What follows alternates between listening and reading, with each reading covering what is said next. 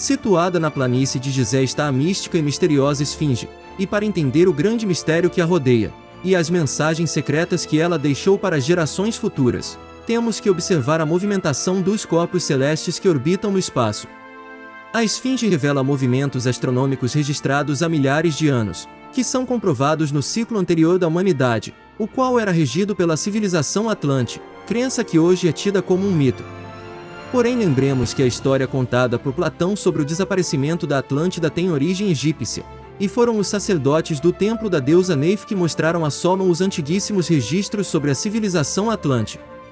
Sejam muito bem-vindos ao segundo episódio da série Atlantes, os Pilares do Mundo Antigo. Meu nome é Fábio Luciano, e sejam muito bem-vindos ao canal Incrível História.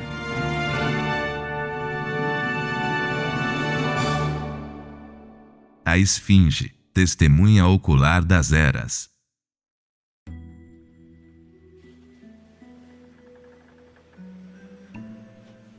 Como vemos no episódio anterior, alguns dos sacerdotes sobreviventes ao grande cataclismo global migraram de sua terra natal Atlântida para as margens do rio Nilo, pois sabiam que ali fluíam as forças telúricas da Terra. E chamaram este reinício de Zep-Tep, que significa o tempo novo, o momento em que se inicia o tempo zero da nova civilização depois do grande cataclismo. O Zep-Tep é o primeiro passo no caminho de aperfeiçoamento espiritual da humanidade, e a Esfinge é o monólito que marca o início deste caminho. Esse conhecimento lhes confirmou que os astros marcam a duração de todos os ciclos nas diferentes escalas do universo, e as características da Esfinge revelam a importância de todos os níveis e escalas do grande ciclo cósmico. A volta do sistema solar ao redor do centro da galáxia determina a duração das estruturas físicas que sustentam a organização humana, pois a cerca de cada 25 mil anos, é crido que acontece um cataclismo. O sistema solar dá voltas ao redor da galáxia sobre uma linha imaginária chamada eclíptica. Cada volta dura cerca de 25 mil anos, um ciclo eterno chamado de ano cósmico pelos sacerdotes egípcios. E acreditavam que é durante essa volta que o planeta recebe as diferentes energias das 12 constelações, ou signos zodiacais, que definem o destino do homem em cada reencarnação, e as circunstâncias difíceis de aprendizado que deve viver. A Esfinge é a maior escultura da Terra. Seu imenso corpo foi esculpido em uma só rocha para permanecer incólume através dos séculos. É um gigantesco monólito, uma única rocha talhada na planície de Gizé, com 80 metros de comprimento, 13 metros de largura e 20 metros de altura, equivalente ao tamanho de um quarteirão de uma cidade de médio porte. Enigmática e poderosa, é a obra de arte mais grandiosa da antiguidade que resistiu até nosso tempo, que viu nascer, mudar e desaparecer várias culturas ao seu redor.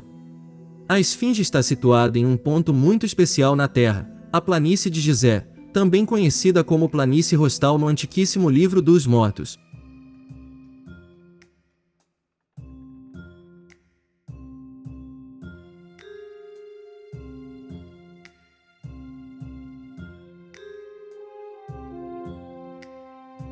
Está a 30 graus de latitude, 30 graus de longitude, sobre um dos pontos diamagnéticos do planeta, e hoje se sabe que é ao redor da Terra sobre os paralelos de 30 graus norte e sul de latitude, e que entre estas distâncias harmoniosas, regulares e equidistantes, passa a rede eletromagnética do planeta. Sabemos que todos os seres vivos sem exceção, têm uma rede nevrálgica, uma matriz que capta e distribui de uma maneira harmoniosa a energia que todo o corpo necessita. Portanto, a Terra está rodeada por essa rede geometricamente pura, de linhas equidistantes baseadas em poliedros regulares, por onde passa energia que a mantém viva, que forma uma matriz sobre a qual existe uma série de pontos nevrálgicos em que se produzem naturalmente vórtices energéticos. Há rumores que esta tecnologia é utilizada secretamente por governos e indivíduos com conhecimentos suficientes para produzir levitação e antigravidade. Estes vórtices eletromagnéticos estão harmoniosamente distanciados entre si, onde foram comprovadas anomalias magnéticas e energéticas. Por exemplo, o Triângulo das Bermudas, onde ocorreram desaparecimentos misteriosos, é um ponto diamagnético reconhecido. E em outros pontos estão estrategicamente localizadas pirâmides de diferentes culturas, e também bases militares de várias potências mundiais. E sabe-se que utilizando a tecnologia adequada, pode-se aproveitar a energia do planeta sobre esses pontos nevrálgicos, para anular a gravidade de qualquer objeto em seu campo de ação. Também nestes pontos foram realizadas experiências de translação dimensional, como as realizadas nos Estados Unidos, no chamado Projeto Filadélfia, coordenado por Nikola Tesla em 1943. Nestes vórtices se produzem portas dimensionais que se abrem e se fecham ao entardecer nos dias de equinócio, e os egípcios consideravam o dia dos equinócios como a porta de Mahat, a deusa do equilíbrio e da justiça, e nestes dias realizavam cerimônias especiais com iniciados da escola de mistérios na planície de Rostal, que hoje conhecemos como planície de Gizé. Aproveitavam o vórtice para culminar os anos de preparação, nos quais os sacerdotes do quinto e sexto nível de consciência eram impulsionados por uma força externa, para ter experiências em dimensões mais elevadas.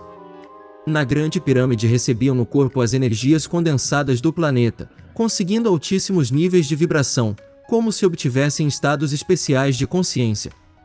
Nesta época a Grande Pirâmide foi chamada de Arca de Harmaco, e foi construída sobre um vórtice eletromagnético para ser usada no dia do equinócio, quando os domínios da luz e da escuridão estão equilibrados pela deusa Mahat.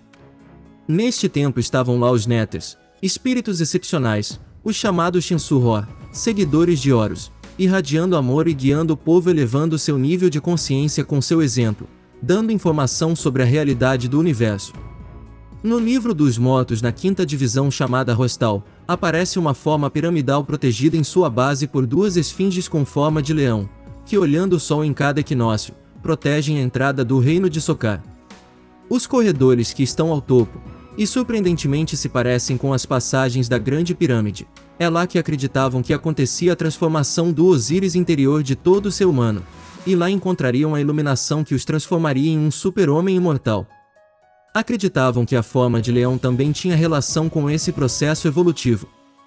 O leão é o mais evoluído dos animais, representa para os egípcios o momento final como animal, possuidor de uma consciência em evolução que se converte em um super-homem. Estas e outros grandes números de considerações fazem do lugar onde está localizada a esfinge algo muito especial, além da crença de que a esfinge é apenas uma escultura, e a tolice de que a Grande Pirâmide é um túmulo.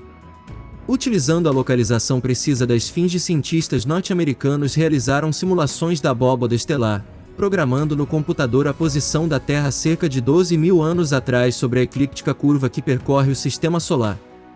Ficou confirmado que nesse momento, no ponto exato para onde a esfinge olha, o ponto no horizonte situado ao leste verdadeiro, aos 30 graus de latitude, surgia todas as noites as estrelas da constelação de Leão, portanto a constelação que atravessava o Sistema Solar naquele momento, confirmando a mensagem de sua forma simbólica, e de sua localização exata.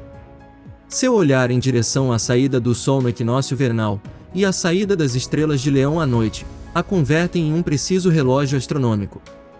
Sua localização foi escolhida com muita precisão para convertê-la no mensageiro através dos tempos, que contasse aos pesquisadores futuros o ciclo mais importante para o homem, o ano cósmico, e a localização da rede eletromagnética do planeta.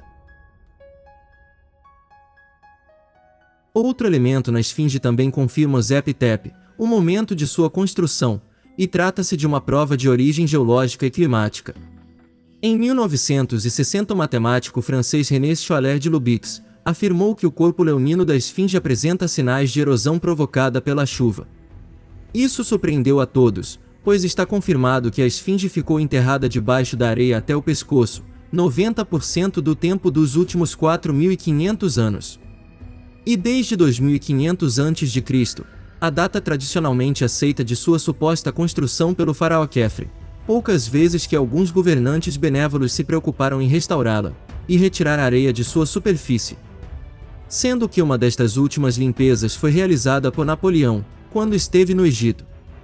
Então, como é possível que seu corpo apresente sinais de erosão devido à chuva?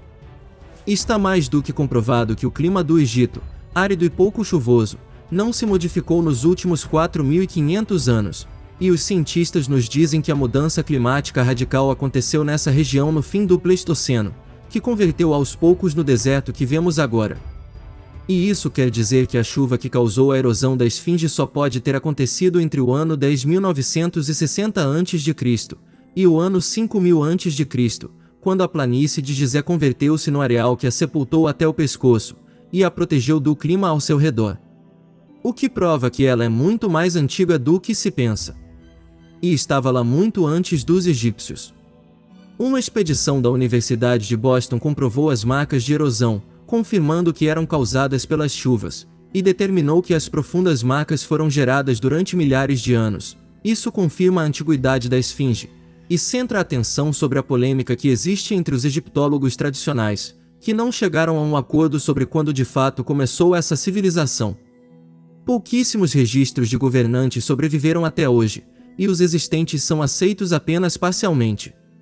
Por exemplo, o papiro de Turim, e a galeria dos cartuchos no templo de Osíris em Abidos, que tem os nomes dos faraós aceitos atualmente. Isso desde o primeiro faraó, o lendário rei Menes, que aparece na tabuleta de Narmer, a quem se atribui a unificação do Egito ao redor do ano 3000 a.C., dando início à primeira dinastia da história oficialmente aceita. Acontece que essas listas, e a que o sacerdote Maneto escreveu no ano 300 a.C. em sua História da Civilização do Egito, começam na realidade muito antes no tempo, com outros governantes que não foram aceitos, alegando-se que eram mitos. Estes governantes relatados por Maneto são os do reinado dos Shensurhor, os seguidores de Horus, os divinos ancestrais, seres iluminados que teriam governado o Egito durante 13.900 anos, e depois o reinado dos Aku, os sábios, outros governantes excepcionais cujo reinado segundo essas listas durou 11.000 anos antes de começar o reinado dos faraós, que durou cerca de 30 dinastias. Isso quer dizer que a civilização existiu no Egito ainda antes do grande cataclismo global, durante o ciclo anterior a que chamamos Atlante, e que no Zep-Tep um novo ciclo recomeçou a partir dos conhecimentos herdados dos antigos sacerdotes atlantes. Além disso, explica uma das incoerências da história oficial que situa o início da civilização por volta do ano 3000 a.C., onde não é possível entender como as ciências, a arte, as técnicas de arquitetura e a escrita de hieróglifos aparecem nessa data totalmente desenvolvidas, com realizações iniciais nunca ultrapassados posteriormente. Não se entende também como o complexo de Saqqara aparece de repente do nada, com ladrilhos cozidos, finíssimos acabamentos cerâmicos, harmoniosos detalhes arquitetônicos, colunas e pirâmides capazes de resistir durante milênios. É como se a nossa atual civilização tivesse construído o ônibus espacial sem ter desenvolvido nunca os aviões de lona, e os voos Gemini que levaram o homem à Lua. É evidente que a civilização egípcia herdou conhecimento do ciclo anterior atlântico, e que foi guiada em seus primórdios por uma casta sacerdotal de seres muito evoluídos espiritualmente, como afirmam as listas de governantes que chegaram até nós. A esfinge é uma imensa escultura construída em uma só peça, para resistir bem conservada à passagem dos séculos. Sua forma simbólica foi cuidadosamente escolhida para tornar-se um relógio astronômico, foi colocada de uma maneira precisa sobre um ponto diamagnético do planeta, indicando forças planetárias no ponto onde posteriormente se construiu a Grande Pirâmide de Gizé. A esfinge confirma também a antiguidade da civilização pré-egípcia, um momento no novo começo, que chamamos de Zep-Tep, quando as estrelas da constelação de Leão brilhavam sobre ela. A esfinge marca a existência do ano cósmico, o ciclo mais importante para a humanidade, e confirma que de fato a civilização Atlante existiu, e representa a certeza de que existiu uma alta escola de sabedoria. Diga tudo o que você achou sobre estas informações nos comentários. Se inscreva no canal, e ative o sininho das notificações para não perder o próximo, e último capítulo desta incrível série. A todos um grande abraço, e até os próximos vídeos.